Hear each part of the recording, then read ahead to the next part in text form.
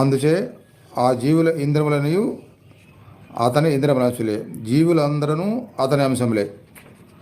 అంటే మనమంతా కృష్ణుని అంశలే. భగవంతుడి సృష్టి కదా, అందుకని అంశలు అన్నమాట. అందుచే ఆ జీవుల ఇంద్రియములనియు అతని ఇంద్రియముల అంశములే.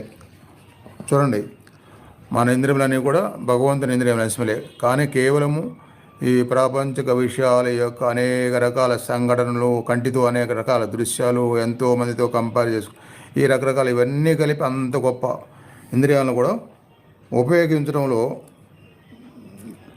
వ్యతిరేకతలు మారిపోయి, ప్రపంచ విధానాలు మారిపోయి, ఆ విధానాల వల్లనే ఈ ఆధ్యాత్మిక సాధనలకి దూరం అవటం, దగ్గర మనం ప్రయత్నించినా సరే చాలా కష్టంగా ఉండటం అది జరుగుతూ ఉంది.